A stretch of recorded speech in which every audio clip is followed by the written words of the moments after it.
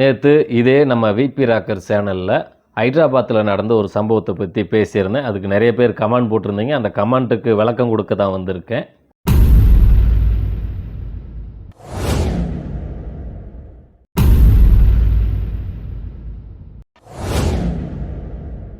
ஒரு 50 வயது நபர் அதே தெருவில் வசிக்கக்கூடிய ஒரு 9 வயது சிறுமிக்கு பாலியல் தொந்தரவு கொடுத்துருக்காரு. அதுக்கப்புறம் அந்த சிசிடிவி ஃபுட்டேஜ் எல்லாம் வெளியே வந்ததுக்கப்புறம் அந்த ஏரியாவில் இருக்கிற அத்தனை பேரும் சேர்ந்து அவனை அடிச்சிருக்காங்க. ஆஸ்பத்திரியில் படுக்க வச்சு 3 நாளில் செத்து போயிட்டான். இப்போது அந்த கேஸ் அந்த பாலியல் சீண்டல் அப்படிங்கிற கேஸ் செத்து போச்சு. அதுக்கு இனி உயிர் இல்லை. ஆனால் அவன் செத்து போனான் இல்லையா, அது கொலை கேஸாக மாறி நிற்கிது. அவங்க அம்மா புகார் கொடுத்துருக்காங்க, என் மகனை அடித்து கொன்னவங்க மேலே நடவடிக்கை எடுங்க அப்படின்னு. இப்போ அந்த கேஸ் என்னவா மாறி நிற்கிது, ஒரு 50 வயது நபரை அடித்து கொன்ற வழக்கு அப்படின்னு தான் நிற்கிது. அந்த ஏரியாவில் எத்தனை பேரெல்லாம் அவன் மேலே கை வச்சாங்களோ அவங்க எல்லார் மேலேயும் அந்த கொலை வழக்கு பதிவாகும். இந்த சம்பவத்தை ஒட்டி என்னுடைய கருத்து நான் என்ன பதிவு பண்ணியிருந்தேன்னா, எந்த ஒரு குற்றவாளியாக இருந்தாலும் அவனை நீதிமன்றத்துக்கு முன்னாடி கொண்டு போய் நிறுத்தணுமே தவிர சட்டத்தை நம்ம கையில் எடுத்தோம்னா சட்டம் நம்மளை தண்டிக்கும் அப்படின்னு நான் ஒரு கருத்தை பதிவு பண்ணியிருந்தேன். அது தப்புன்னு சொல்லி கிட்டத்தட்ட ஒரு 300 பேர்த்துக்கு மேலே கமெண்ட் போட்டிருக்காங்க. இந்த கமெண்ட் போட்டவங்கெல்லாம் யார் தெரியுமா? போன வாரத்தில் கர்நாடகாவில் ஒரு சம்பவம் நடந்துச்சு இல்லை, நடு பஸ் ஸ்டாண்டில் ஒரு பொண்ணை அவசரமாக வெட்டிட்டு அவசரமாக ஓடுவான் பாருங்க. அவனுக்கு அவசரமாக ஐடியா கொடுத்த மக்கள் தான் இந்த கமெண்ட் போட்டவங்கெல்லாம். எவனோ வெட்டிட்டு சாகட்டமே நமக்கு என்ன, எவன் ஜெயிலுக்கு போனா என்ன, எவன் குடும்பம் கெட்டால் நமக்கு என்ன அப்படிங்கிற சுயநலம் பிடிச்ச மக்கள் தான் இப்படியான கமெண்ட்டை போட முடியும். இப்போது இந்த ஹைதராபாத்தில் நடந்த சம்பவத்தை எடுத்துக்கோமே. அந்த கொலைக்கேஸ் யார் மேலே வரும்?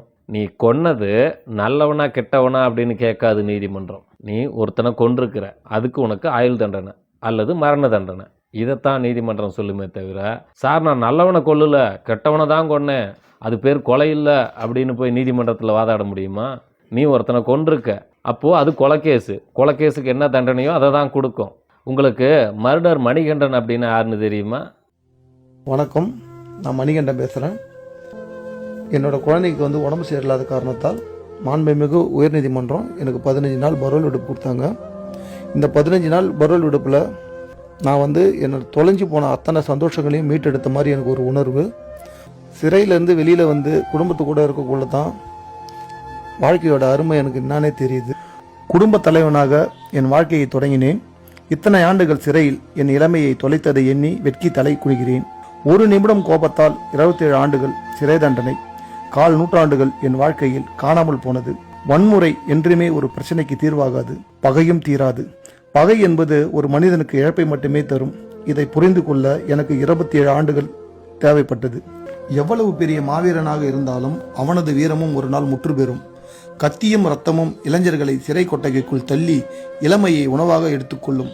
20 வயதில் சிறைக்கு சென்ற நான் இன்று 48 வயது வரை சிறை கொட்டகைக்குள் எதிர்காலத்தை தேடி அடைபட்டு கிடக்கின்றேன். வாழ்க்கை ஒரு முறைதான், இனி எங்கு தேடினாலும் இழந்த இளமையும் தொலைந்த வாழ்க்கையும் எப்போதும் என்னால் மீட்டெடுக்க முடியாது. இளைய தலைமுறை இளைஞர்களே, நீங்கள் வீட்டிற்கு மட்டுமல்ல இந்த சமூகத்திற்கும் நம் நாட்டிற்கும் மிகப்பெரிய முதுகெலும்பு நீங்கள். நம் நாட்டில் வாழ எவ்வளவோ நல்ல வழிகள் இருக்கிறது, அதில் ஒன்றை தேர்ந்தெடுங்கள். உலகிலேயே நம்முடைய சிறந்த முதல் ஆசான், நல்ல வழிகாட்டி எல்லாம் நம் தாய் தந்தை தான். என்றுமே தன் பிள்ளைகளுக்கு கெட்டதை சொல்லித்தர மாட்டார்கள். ஒரு தந்தை திறனாக இருந்தாலும் தன் பிள்ளையை டாக்டராகவோ வக்கீலாகவோ இன்ஜினியராகவோ உருவாக்கவே ஆசைப்படுகிறார். இன்று என்னோட பரோல் விடுப்பை முடித்து கொண்டு என் குடும்பத்தை பிரிந்து கனத்த இதயத்துடன் சிறை கொட்டகைக்குள் அடைபட கிளம்பிவிட்டேன். இனி ஒரு காலம் குற்ற சம்பவத்தில் ஈடுபடாமல் என் மனைவிக்காகவும் என் பிள்ளைங்களுக்காக வாழ ஆசைப்படுறேன். வாழறதுக்கு வழி கொடுங்க. பாண்டிச்சேரியில் கிட்டத்தட்ட 27 வருஷமாக ஆயுள் தண்டனை கைதியாக சிறைவாசம் அனுபவிச்சுட்டு இருக்காரு. அவர் போன வாரம் தான் பரோலில் வந்தார். 15 நாள் குடும்பத்தோடு இருந்துட்டு போகும்போது ஒரு வீடியோ போட்டு போகிறாரு. முந்தா நாள் தான் அந்த வீடியோ பதிவு பண்ணுறாரு. 27 வருஷமாக நான் ஒரு ஆயுள் தண்டனை கைதியாக உள்ள அவதிப்பட்டு இருக்கிறேன். என்னுடைய குடும்பங்குட்டியெல்லாம் வெளியே இருக்குது. நானும் குடும்பத்தோடு சேர்ந்து வாழணும்னு ஆசைப்படுறேன். எனக்கு மன்னிப்பு கொடுங்க. ஒரு நிமிஷம் நின்று யோசிச்சிருந்தா நான் அந்த தப்பை பண்ணியிருக்க மாட்டேன். அவசரத்தில் எடுத்த ஒரு தவறான முடிவு இன்னைக்கு என்னுடைய வாழ்க்கையே சீரழிஞ்சு கிடக்கு. என் குடும்பமும் நான் இல்லாமல் அவதிப்பட்டு இருக்கு. எனக்கு மன்னிப்பு கொடுங்க, நான் போய் திருந்தி வாழ்கிறேன் அப்படின்னு கெஞ்சி அழுது ஒரு வீடியோ போட்டு போகிறாரு. அவருக்கு இன்னமும் விடுதலை கிடைக்கல. 27 வருஷமாக உள்ளே கிடக்கிறாரு. இந்த பிரபல தாதா மர்டர் மணிகண்டன் இருக்கானே, இவனுக்கு 20 வயசு இருக்கும்போது தான் இந்த தப்பை பண்ணுறான். இப்போது அவனுக்கு 48 வயசு ஆகுது. அதே போல் இப்போது கர்நாடகாவில் நடந்த சம்பவம் இருக்கு இல்லையா, அவன் அவசரப்பட்டு ஒரு பொண்ணை கொலை பண்ணிட்டான். அவனுக்கு வயசு 20 ஆகுது. இனி அவனுடைய வாழ்க்கை ஃபுல்லாக இது மாதிரி தான் நடக்க போகுது. ஒரு பிரபல தாதா மணிகண்டனுடைய வாழ்க்கை எப்படியோ இதே மாதிரி தான் அவனுடைய வாழ்க்கையும் மாறப்போகுது. இவனும் 28 வருஷமோ 38 வருஷமோ தொடர்ந்து போராட தான் போகிறான்.